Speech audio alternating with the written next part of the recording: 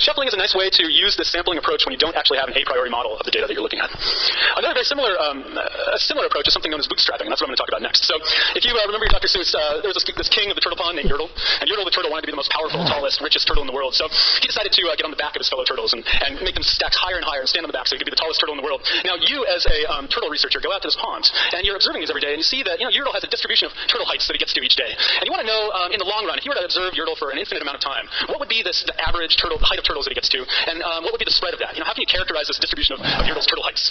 And so one way we can address this is to use the classic method, which is to compute the sample mean, and you've probably seen things like this before. You can compute the standard error of the mean, and you get some numbers, and you find that it's 28.9 plus or minus 3. And again, this works and is fairly intuitive for many people, but I imagine it's probably not intuitive for a lot of folks in this room. In particular, you may not know what assumptions go into these formula that you're using, and you might want to use some sort of sampling approach instead, where we can wrap our mind around what's going on. And like before, we don't have a generating model, and unlike before, we're not comparing two different groups, so we can't just do the shuffling approach. But there is this interesting solution called bootstrap resampling. And what bootstrap resampling is you take this data, and you basically treat the data as a measurement of its own distribution. And what that looks like in practice is you sample from this data set with replacement to generate new samples. So we're going to draw random numbers from this data set, and you'll see already that there's some repeats. We've hit 41 twice. Right? That's what you want to happen in bootstrap resampling. You're resampling with replacement. And you continue on, and you get some other repeats in there, and you end up with a subsample or a resampled version of your data that has a mean of 31.05. All right, so we can repeat this several thousand times, and we end up with a distribution of these mean values. And it turns out that almost magically, this distribution is very close to the analytic result that we computed earlier. And we can do this as a simple for loop, right? We go for I in range 10,000. We pick 20 random points from the sample. This is a way to do it using the NumPy package. And we can say that the mean is, the ith mean is the mean of the sample. And then we look at the mean of all the means and the standard deviation of all the means, and we find something that describes our data. Now, this is a little bit simplistic, but the nice thing about bootstrapping is you can apply it to even more complicated statistics. Like let's say we go out and we measure not only the height of Yertle's towers, but we also measure the wind speed.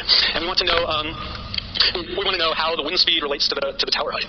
And we can plot this line on the data, and we can measure the slope and intercept. And it turns out if you do the bootstrap resampling here, and you compute the slope and intercept on the resampled data, you get a nice estimate of what that confidence interval might be. So this gives us a general idea of what range of slopes and intercepts we can expect from the small sample that we've looked at. And the cool thing about bootstrapping is that it's actually really, really well studied in the statistics community. I don't want to give the impression that I'm giving you like these recipes that statisticians don't know about. They know about all of this stuff. And bootstrapping in particular is something that's been studied for a long, long time within the statistics community. There are a couple caveats to it that you can read in other places. For example, it doesn't work very well for rank-based statistics. Like if you do the bootstrap of the maximum value, it's not going to give you very good results. It works poorly if you have very few samples. There are rules of thumb that you can read about in different books about how to apply this if you're going to really dig into this stuff. And as with the other stuff, as the previous ones, I want to warn you to be careful about selection of biases in your data and non-independent data and things like this. You have to think about it a little bit. But the point is that you have a procedure whereby you can reason through what you're doing to your data. Your mind around what the answer is saying. You can keep your question in mind the whole time that you're writing code. Now, the last recipe for hacking statistics that I really like is cross-validation. And this is something, if any of you have been working in machine learning, you'll be familiar with cross-validation. Basically, cross-validation is a way to determine how well a model is fitting data when you don't have some a priori description of the data. Now, statisticians have worked long and hard to learn how well a line fits data, right? And the lines are relatively simple, and you can even bring that along to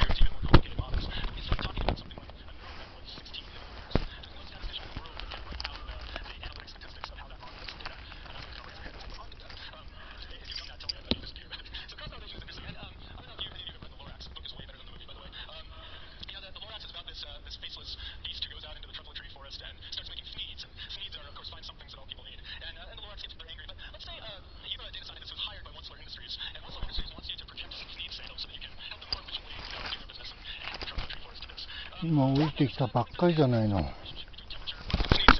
And now that's an interesting relationship. And you'd like to predict, based on the temperature, what you think feed sales are going to be for any given day, right? So the question is, what model better fits the data? You might have a linear model, this blue line, or you might have a quadratic model, this red line. And both of those by eye sort of seem plausible, but how do you choose which is the better model for actually fitting your data? And you might think, I'll just measure how close the points are to each of those models, right? You compute the root mean square error of the model. And you find that for the blue points it's 63, but then for the red points it's 51. But this is something you have to be careful about. The red model is more complicated, and a more complicated model will nearly always fit the data better, right? If we start doing instead of a linear model or a quadratic model, or if we do a cubic or a quartic or an even higher model, as we add more terms to that equation, the RMS error gets better and better and better forever, basically, until we have as many terms as we have data points, and then you're fitting the data perfectly. And these higher order models actually look pretty silly, right? If you were going to use this blue line here to predict feed sales, and you say that at, what am I looking at here, at 20 degrees you have 0, because that's what the model says, this is a silly model. You don't want to use that one to project your feed sales. So, statistics has this figured out. What we can do with these sorts of models is we can look it up in the book, and we see that the difference in mean squared error is called a chi-squared distribution. You can estimate the degrees of freedom, because these are nested models, and you can get these degrees of freedom. You start plugging in your numbers, and pretty soon you're in the same situation as before. You're thinking, what question were we trying to answer? And one way that I find that I can keep my eye on that question a little more is by doing this cross-validation approach. So what we do in cross-validation is we take the data set and we essentially split it randomly and separate those two parts. And then for each of those sections of the data, we fit our best model. And once we have those best model fits, we then flip-flop the data. And we ask how well does the red model fit the blue data, and how well does the blue model fit the red data.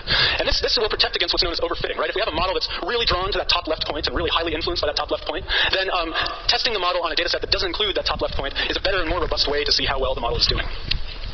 All right, so then once we've done that, we can compute the RMS error for each model, and we repeat this for as long as we have patience to repeat. Fortunately, you can write a for loop, and you can do this as many times as you want in basically a split second. And then we can compare this cross-validated root mean square. So here, this blue curve is what we saw before. As we make the model more complex, it just fits the data better and better and better. But the red curve is a cross-validated error. We're controlling for this overfitting phenomenon. And as we make the model more complex, it hits a minimum where it fits the data well, and then we go on, and we're basically to the point where the model is influenced by the noise in the data more than the data itself. So doing that, we can fit this second-order model to our data, and we can be sure that we have a solid model for the data that we're looking at. So one that minimizes the cross-validated error. And then, of course, we've done our job. Now can go on and take over the world and ship their needs to the southeast and west. Maybe I should use a different example. Anyway, so cross-validation. This was known as a two-fold cross-validation. It's because we split the data set into two folds, and then we fit across each of those. There's also different ones. There's things like k-fold cross-validation, where you split the data into k different sets, and you fit on the first. Let's say you split into 10 sets, and you fit on 9, and then test with 1, and then you shuffle them again and fit on 9 and test with 1. There are other cross-validation routines that we can use. If you look in the scikit-learn package documentation, there's a pretty good description of how to use those and why you might use one over another. I mentioned this before. The cross-validation is really the go-to method for machine learning, and this is because often in machine learning we're working with models that you can't really do the analytic statistical distribution of the results. It's not like fitting a line to data where you can write down the sampling distribution. If you're doing something like a random forest or a neural net, it's not something that you can compute analytically very easily. And then again, I want to put in the caveats about selection bias and data independence and things like this. So these were the 4 hacking statistics recipes that I wanted to present to you guys. Number 1, the direct simulation. This is where you have an a priori model of your data generation process, and you can actually simulate the whole thing end to end. There's shuffling, where you're trying to decide whether one group is different than another group, and you can shuffle the results to generate that sampling distribution or to mimic the sampling distribution. You can do bootstrapping, where you're drawing with replacements and computing a statistic, computing a distribution of those statistics, and then cross-validation for comparing models where you don't have an a priori statistical way of looking at those model comparisons.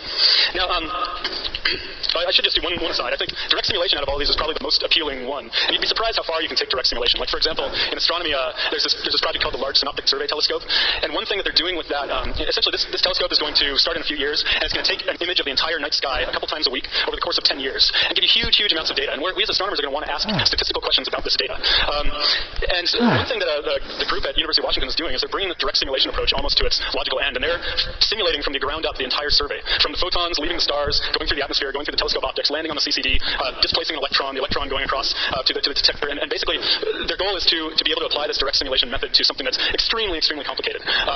So if you have the computational power, you can really do some interesting things with this type of sampling. So anyway, to wrap up, I just want to tell you that sampling methods I want to leave you with this. Sampling methods allow you to use these intuitive computational approaches in place of often non-intuitive statistical rules. And I do want to hedge a little bit before, because I've gotten in trouble for saying things a little too strongly. I'm not saying that classical